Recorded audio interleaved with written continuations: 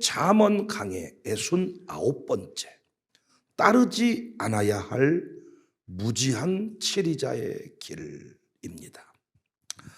오늘 본문은 여러분과 제가 함께 읽으셨습니다마는 무지한 치리자와 충성된 치리자에 관해서 말씀하고 있습니다. 무지한 치리자는 재앙에 빠지지만 충성된 치리자는 복된 역사를 이루어 간다, 이렇게 말씀합니다. 지금 세상이 어지럽고 복잡합니다. 각종 재난들이 줄을 잇고 있습니다. 바이러스가 강타했고 전쟁 소식이 들려오고 경제 한파가 밀려오고 모든 것이 복잡한 때 지도자의 역할이 정말 중요합니다. 교회적으로 담임 목사의 역할, 당회원들의 역할, 더 나아가 양육사들의 역할이 참 중요합니다. 저희 교회는 서로 이렇게 축복하는 것이 너무 과하다 말씀하셔도 어쩔 수 없어. 우리 교회 양육사들이 참 위기의 때 그 등대와 같이 딱 빛을 발하고 서 있습니다. 선지자와 같이 어떤 공격을 받아도 요동치지 않습니다. 그래서 우리 교회가 이렇게 설 수 있습니다. 담임 목사의 역할, 지도자의 역할이 참 중요해요. 우리나라는 지금 새 대통령을 선출하고 여러 이제 취임을 준비하고 있습니다. 우리 그분을 찍었든 찍지 않든 하나님께서 필요해서 세우신 지도자이니 무지한 치리자의 길을 가서 재앙에 빠지지 말고, 감옥 가는 대통령 말고 역사에 길이 남는 대통령이 되도록 우리가 기도했으면 좋겠습니다. 특별히 전라도 사람들이 이 정권을 위해 더 많이 기도했으면 좋겠어.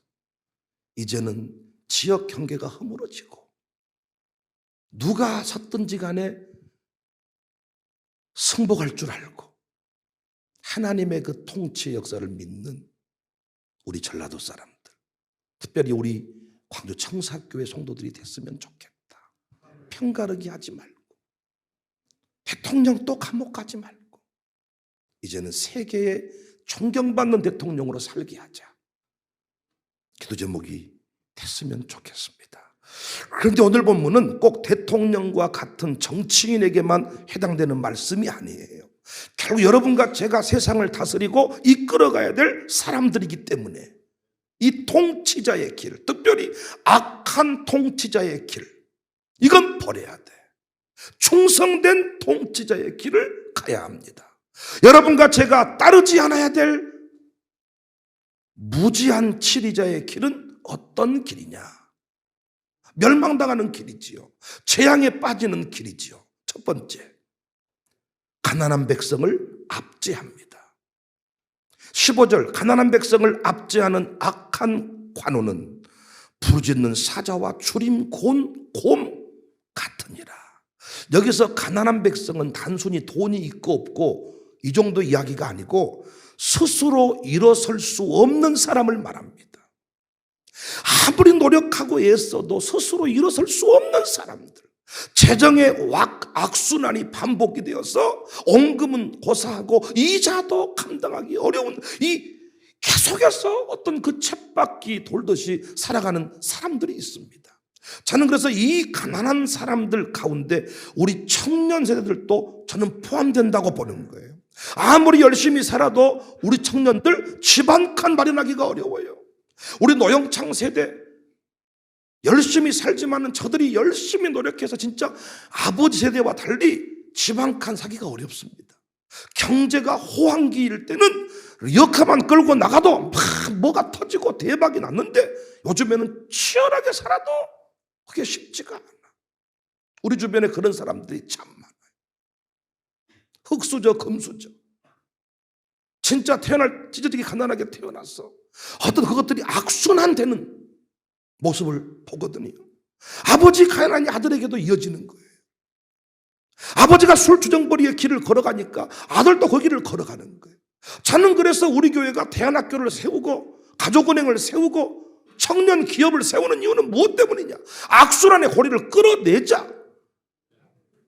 가난한 사람들을 압제하고 짓밟고 내가 우위에 서 있다 행복을 노래하는 사람들이 아니라 그 가난한 자들이 악순환의 고리를 끊어주는, 그들의 친구가 되어주는 그런 삶을 살아가자.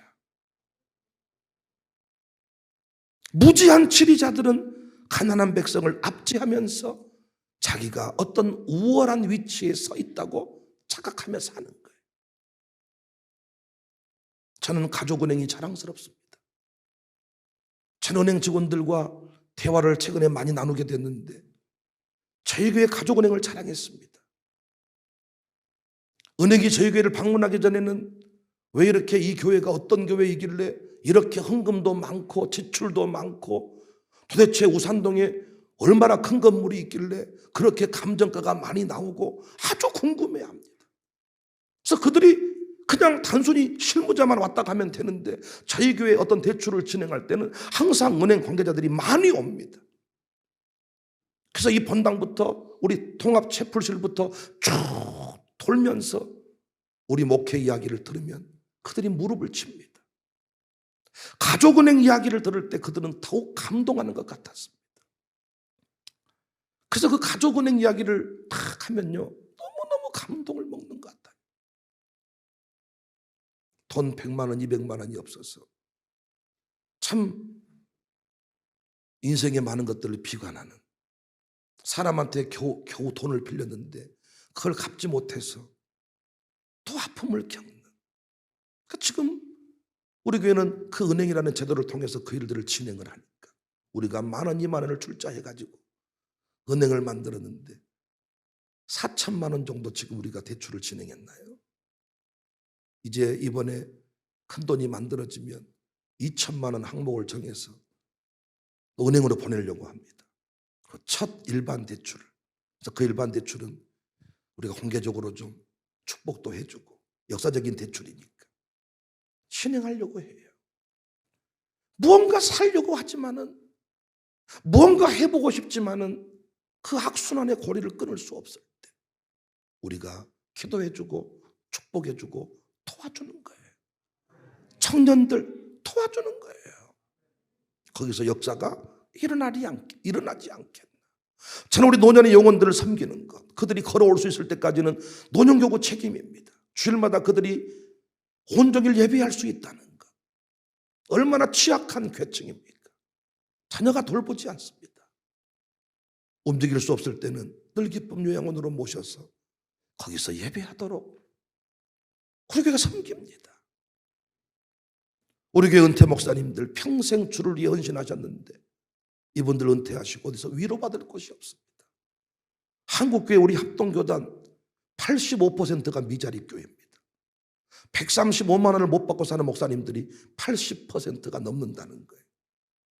우리 이디야에서 일하는 사람도 최소 180만 원 이상을 줘야 됩니다. 그러나 목회자 현실은 그렇지를 못합니다. 그렇지만 주의 길이기에 사명이기에 기쁨으로 그 길을 걸어갔습니다. 은퇴하신 이후에 어디서 예배 한번 드릴 데가 없어요. 그러나 청사교회가 은퇴 교육자회를 만들고 혹시 목사님은 떠나시고 사모님만 남았을지라도 그분들을 섬기는 공동체, 전도사로 평생 은퇴하셨을지라도 역시 그분들도 섬겨주는 공동체. 하나님이 나는 이 모든 모습 기뻐한다고 생각합니다.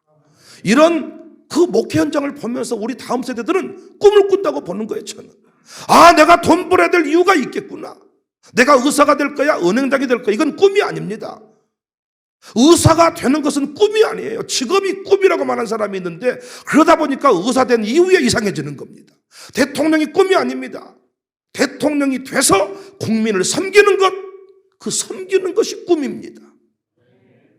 의사로 돈을 벌 수도 있고 총섭으로 돈을 벌 수도 있고 붕어빵을 팔 수도 있고 고급 음식을 팔 수도 있고 어떤 것을 하든지 간에 재능에 맞게 하나님이 인도하신 대로 가면 되는 거예요. 그 돈을 벌어서 그 일을 해서 내가 무엇을 할 것인가? 이것이 꿈입니다. 이것이 꿈. 우리 아이들의 꿈이 달라진 거예요. 가난한 백성들을 압제하는, 짓밟아버리는 못된 지도자가 아니라 가난한 사람들을 내가 살려내야 되겠구나. 내가 구청장이 돼서 정말 가난한 사람들을 돕는 구청장이 돼야 되겠구나. 안타깝게 우리 주변의 지도자들, 지금까지 봐왔던 지도자들에게 이런 마인드가 없어요. 어떻게든 자신의 배를 채우려고 오늘 말씀 그대로 부르짖는 사자와 주림 고음 같다는 거예요. 돈에 허기진 사람들이 대부분인 것 같아요. 돈만 보면 담아버리고 돈만 보면 챙기고, 이런 사람들이 공직에 올라가니까 이래저래 자기 배불리다가 그냥 배가 뻥 터져버리는 거예요. 이런 분들은 임원을 맡아서도 안 돼. 임원쯤 됐으면 섬기는 자리예요. 어떤 부서든지 간에 회장님이고 사역장이면 봉투 열렸네, 지갑 열렸대요. 노예에서 순서를 맡을 정도면 큰 교회. 이쪽 되면 그 순서 어떤 행사비를 받지 않아도 오히려 그 후배들 뭔 행사하면 축하비를 줄 정도, 나는 이런 위치에 선 분들이 좀 임원이 되고 노예 지도자가 돼야 되지 않겠나. 바울은 예수님의 마인드를 배우라고 했습니다. Let his mind be in you. 이 마인드를 네 안에 있게 해라. 그 마인드가 뭐예요? 내가 죽어서 너를 살게 하는 마인드입니다.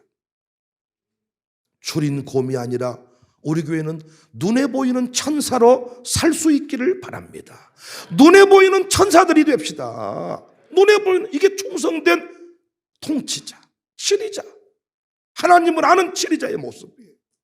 우리 교회는 가난한 자를 압제하고 가난한 자를 무시하고 은근히 그들을 짓밟으면서 내가 이래봬도 아유 왜 가난한지 모르겠어, 이런 의식구조 다 깨버릴 수 있기를 바래. 우리가 도와주고 섬겨주고 초대교회처럼 가난한 자가 없게 했다. 소유를 팔아서 가난한 자를 섬기는 공동체가 되었다. 저는 그래서 일괄적으로 회비 내는 것이 싫다 그랬잖아요. 저는 교구사역장 캠프를 갈 때도 일괄적으로 얼마씩 35만 원씩, 나 이게 조금 아직까지는 싫어요. 조금 잘 사는 사람이 한 100만 원 내놓고 힘든 사람은 한 10만 원 내고 이렇게 서로 좀 어우러지면 좋겠다. 회비 낼 만한 형편된 사람들이 교구사역장들이지만은 그럼 누구 한 사람이 또 밥 한 끼를 딱 쏘면 좋겠다. 있는 사람에게 돈 100만 원, 200만 원 그거 큰 돈 아니잖아요. 그리고 당신 부자 된 거 우연 아니고 교회가 복 빌어서 수많은 사람이 기도해서 된 것이니까. 좀 가정께서도 일괄 10만 원씩 걷었다면 그것들은 좀 잘 사는 사람이, 양육사가 대부분 하지만은 좀 잘 사는 사람이 이번에는 내가 집 섬기겠다, 내가 이번에는 소고기 한번 섬기겠다, 이렇게 좀 굵직굵직하게 가고 그 큰 나무 밑에서 좀 이렇게 가면 좋겠다. 우리 이교구가 상금 받았다고 연합예배를 드린다고 초대를 해서 갔습니다. 그랬더니 잔치를 벌여서 이교구 전체 식구들을 다 불러 모았더라고요. 그게 또 깨달은 거지. 큰 나무 하나가 서니까 그 밑에 수많은 사람이 그 그늘 아래서 쉼을 누리는구나, 평안함을 누리는구나. 나는 우리 교회 교구사역장들이 큰 나무들이 되었으면 좋겠어. 큰 나무들이 되어서 새들이 와서 깃들고 내어줄 줄 아는 이런 사람. 할렐루야. 교구사역장급들 집들은 좀 넓고 크고, 그래서 교구 연합 예배를 드려도 좁지 않고 뭔가 좀 눈치 보지 않을 만큼 하나님께 은혜를 받는 참 이런 모습이 있었으면 좋겠다. 그리고 교구사역장 집보다 더 큰 집이 있으면 기꺼이 내 집을 내놓고 우리 집에서 올 1년 동안은 섬겨보겠습니다, 장소 제공하겠습니다, 이런 모습이 우리 안에 있으면 좋겠습니다. 저도 그렇게 큰 그릇 되기 위해서 늘 기도하고 있습니다. 우리끼리 잘 먹고 잘 사는 교회가 아니라 열방을 섬기는 교회, 요셉의 창고와 같은 교회. 우리 교회 이런 교회 됩시다. 두 번째, 따르지 않아야 될 무지한 치리자의 길은 포악을 크게 행합니다. 16절, 무지한 치리자는 포악을 크게 행하거니와 탐욕을 미워하는 자는 장수한다. 여기 무지한 치리자는 포악을 크게 행한다 그랬어요. 두려우니까 압제한다는 것입니다. 하나님의 은혜로 살지 않고 욕심으로 사는 자의 공통점은 주변 사람들을 믿지 못하고 사랑하지 못합니다. 다 적으로 간주하는 거예요. 자신이 누군가를 죽이고 해야 하는 삶을 살아왔기 때문에 다른 사람들도 그런 수준에서 판단하는 거예요. 그래서 어떻게? 포악을 크게 행하는 거예요. 압제하는 거예요. 일부러 목에 힘을 주어 말하는 거예요. 눈에 힘을 주는 거예요. 누군가 잘못하잖아요? 그러면 공개 처형하듯이 팍 이렇게 하는 거예요. 왜? 무섭게 하려고. 니들도 함부로 까불면 죽는다. 공포를 불러일으켜서 다른 사람을 통제하는 거예요. 그런데 은혜로 사는 지도자는 달라요. 격없이 자신을 오픈합니다. 그리고 누군가의 잘못도 용서합니다. 하나님의 허락 없이 자신을 감히 해치지 못한다고 생각하기 때문에 사람들한테 목에 힘주지 않습니다. 자신도 용서받은 죄인임을 알기 때문에 겸손합니다. 그럴 수 있어. 그래, 괜찮아. 다음에 같은 실수만 반복하지 말자. 얼마든지. 쉽게 사람을 포기하지 않아요. 하나님 앞에서 진실되게만 행하면 하나님이 권세를 주십니다. 하나님이 능력을 주십니다. 그를 따르는 모든 백성이 기뻐하며 순종합니다. 내가 막 인위적으로 소리를 지르고 내가 말이야 내가 여기 애국공신이야 후국공신이야 말하지 않아도 하나님 앞에 바로 탁 서 있으면 모든 사람이 그를 다 중심으로 삼기고 다 존경받고 그러더라고요. 여러분, 담임 목사 입장에서 사람들이 부목사를 좋아해. 저보다 김태현 목사를 더 좋아하고 저보다 김지성 강도사를 더 좋아하고, 그런 목사가 어떻게 김태현을 설교할 때마다 막 까버리는 거예요. 김태현 설교 아닙니다. 김태현 좋습니까? 엉망입니다. 꼬라지 더러운 사람입니다. 막 이렇게. 그러면 어떻게 된 줄 아세요? 여러분은 갈수록 김태현과 그 김지성과 그 밑에 사람들을 다 품어주고 다 벽을 높여서 다 비밀 작전하듯이 절대로 목사님 말씀하지 마세요. 심지어는 집도 사줘버려. 목사한테 말하지 마세요. 절대 말하지 마세요. 목사가 그 시간에 뭐를 해야 되느냐? 부목사를 때려잡고 압제하려고 하지 말고 하나님 앞에 지혜를 구해야 돼. 하나님 앞에 지혜를 구해서 어떻게 더 깊은 설교를 하면 돼. 더 깊이 있게 교회를 섬기면 돼. 그러면 누가 봐도 진짜 담임 목사님이구나. 아니, 더 깊은 지혜를 얻어서 설교 잘할 생각을 해야지.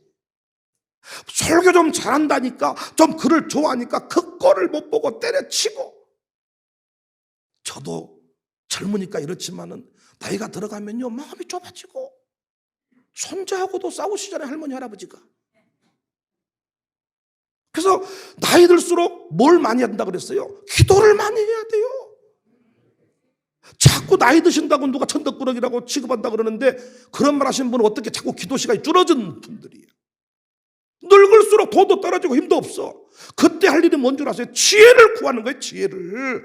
그러니까 새벽기도 빠지시면 안 돼, 늙으신 분들. 새벽에 잠도 없으시면서 뭐 하신지 몰라, 내가 봤을 때. 원래 내가 아는 노인들은 아침에 잠이 없다던데. 우리 교회는 어떻게 애들이 잠이 없고 노인들이 잠이 더 많고 이런가 몰라요. 우리 교회는 참 이상해요. 원래는 안 그럽니까? 내가 안 늙어봐서 모르겠습니다만. 넌 늙어봐라 시기야. 안 늙어봐서 내가 물어보는 거예요, 제가. 원래는 청년하고 이 주일학교 애들이, 살롱스쿨 애들이 아침 잠이 많아가지고 새벽을 못 나와야 되는데, 우리 교회는 새벽에 애들은 다 나오는데 엄마들이 못 나오고 할아버지 할머니가 안 나오고 팔방도 차면서 갔다 와 시기야 이러셔. 내가 봐, 돈도 별로 없으신 것 같은데 힘도 없고. 그러면 노인들이 대접받을 일이 별로 없을 텐데. 그런데 젊은이들이 못 따라가는 게 뭐예요? 노인들은 남는 게 시간 아닙니까? 새벽기도 시간을 노인들 이길 수가 없거든요. 왜냐면 2시에 일어나 버려요. 그럼 그때부터 올 수는 없지만은 일찍 와가지고 또 출근할 데가 없어. 어떻게? 9시까지 기도해버려 혼자. 그래서 우리 교회 최은자 목사를 나는 당할 자가 없다. 최은자 목사님을. 출근할 데도 없고 밥살 남편도 없고.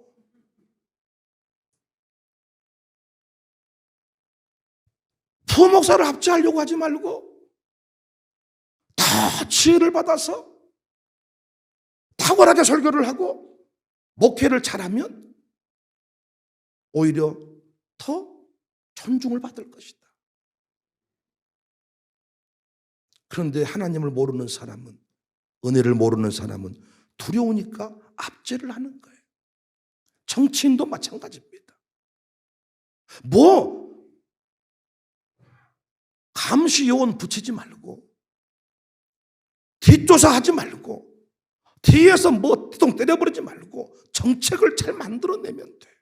정책을 잘 만들어내고 진짜 국민을 사랑하면, 요즘 국민이 똑똑해서 속지 않아. 표를 던져주고 기회가 오는 것이지요. 정치꾼처럼 살지 말고 거짓말로 행하지 말고 진짜 전심으로 국민을 사랑하면, 지금 당이 바뀌면서 이정현 의원인가 그분 조금 어렵게 됐습니다만은, 아니 그 민주당이 아닌데 순천에서 당선이 됐잖아요. 그분은 정말 고무신 신고 자전거 타고 진짜 그 동네, 그래서 당은 다르고 당시 새누리당인가 한나라당인가 이랬지만은 그 사람이 진심으로 그 동네 곡성 순천인가 하면서 최초 역사를 만들어내지 않았습니까? 그래서 우리가 두려워서 뭔가 막 압제하지 말고, 이건 나는 부부간에도 죽는다고 생각해. 어떤 남편은 부인이 화장만 하면 불안해가지고 어떤 놈 만나러 가냐, 누가 만나러 가냐, 너무 쉽게 막 수수 전해가지고 어딘가 왜 안 돌아온가, 얼마나 자신이 없으면 나가면 다른 남자한테 가버릴 것 같은가 봐.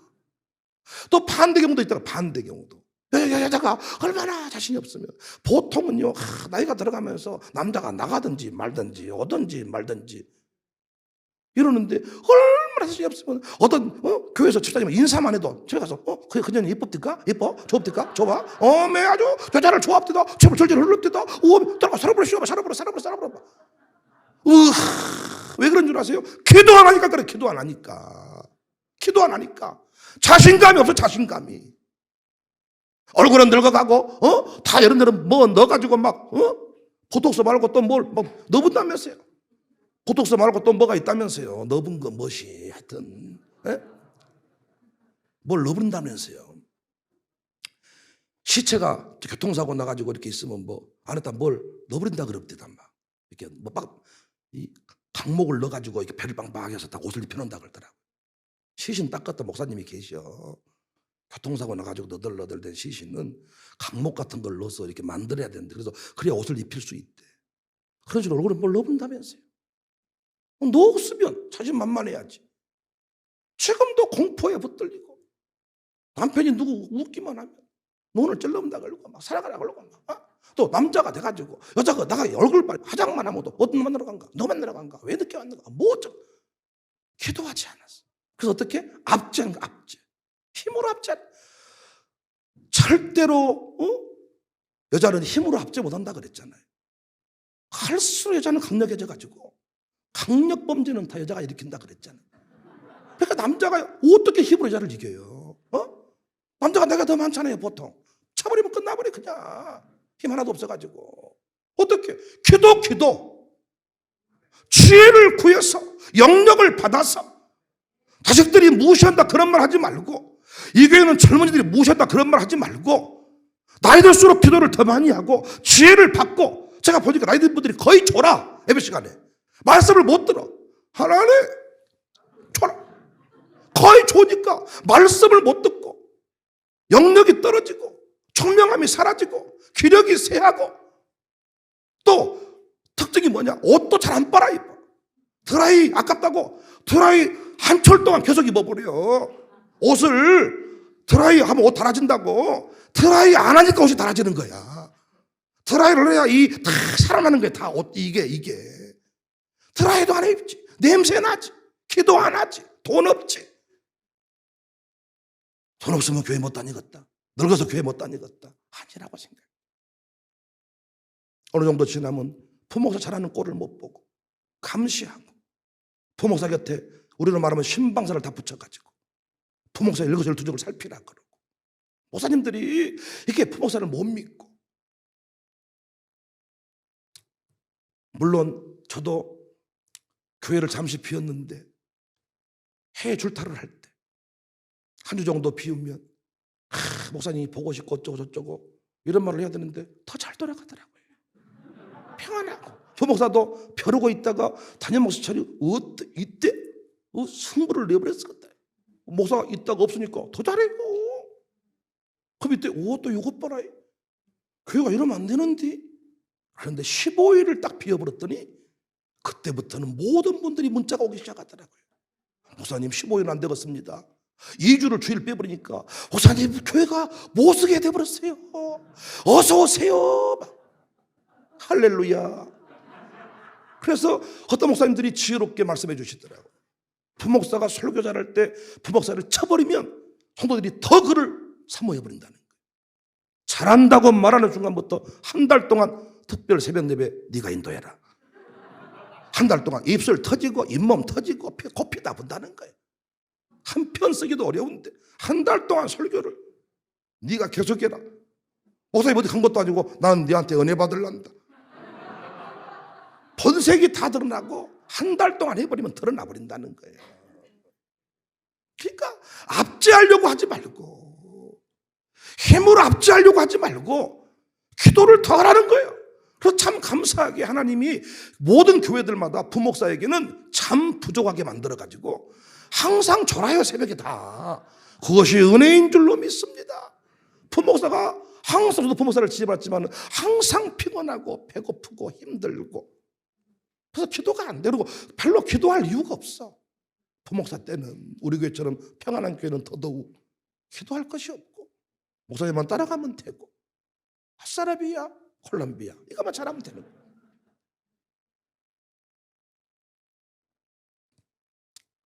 제발 열등감으로 살지 말고 두려움에 붙들려서 다 목에 힘주고, 어떤 분들은 막 직원들하고 다 벽을 두고, 왜냐하면 직원들하고 함께 이것들이 올라탄다고.